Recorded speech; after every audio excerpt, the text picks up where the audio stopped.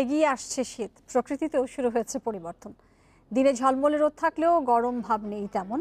সন্ধ্যার পর থেকে অনুভূত হচ্ছে হালকা শীত, ঠান্ডা ভাব থাকছে ভোর পর্যন্ত। আবহাওয়া অফিস বলছে আকাশ পরিষ্কার থাকায় এবছর একটু আগে ভাগেই পাওয়া যাচ্ছে শীতের আমেজ।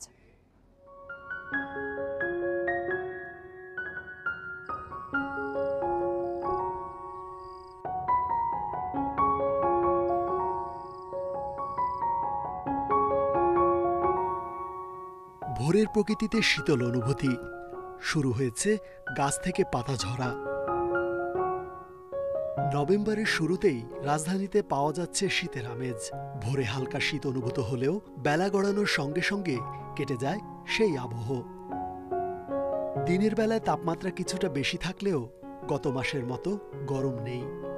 সন্ধ্যা নামতেই আবারও শুরু হয় হালকা শীতের অনুভূতি। তেমন ভাবে পড়েনি, তবে রাত্রে মনে হচ্ছে হালকা হালকা শীত অনুভব করা যাচ্ছে। রাত্রে দিনের চেয়ে রাত্রের বেলার শীতের প্রভাবটা একটু বেশি এখন। শীত আসন্ন হওয়ায় লেপ তোশকের দোকানে বেড়েছে ব্যস্ততা। শুরু হয়েছে গরম কাপড়ের বিক্রিও। বিকেলের পর থেকেই মোড়ে মোড়ে পিঠা বেচা কেনাও দেখা যাচ্ছে। শীত আস্তে আস্তে পড়তেছে, শীত বাড়লে বেচা কিনা ভালো হইব। ভালো বেচা কিনা হইতে পারে ঠান্ডা বাড়লে। বেশি পড়ে নাই, শীত হালকা শীত আসছে। এখন ছোট বাচ্চাদের কাপড় চোপড় তো কিনতে হবে, এলাকায় শীতটা বেশি। আবহাওয়া অফিস বলছে সারা দেশেই সন্ধ্যার পর থেকেই তাপমাত্রা কমে যাচ্ছে। মধ্যরাত থেকে কুয়াশাও পড়ছে উত্তরাঞ্চলে।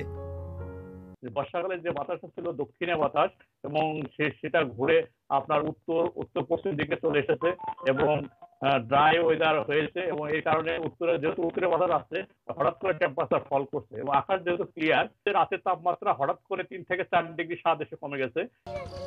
এদিকে শীত এগিয়ে আসায় করোনা সংক্রমণ বৃদ্ধি সহ অন্যান্য ভাইরাসজনিত রোগ এড়াতে সবাইকে সতর্ক থাকার পরামর্শ দিচ্ছেন চিকিৎসকেরা। রিজওয়ানুল হক, ইন্ডিপেন্ডেন্ট নিউজ, ঢাকা।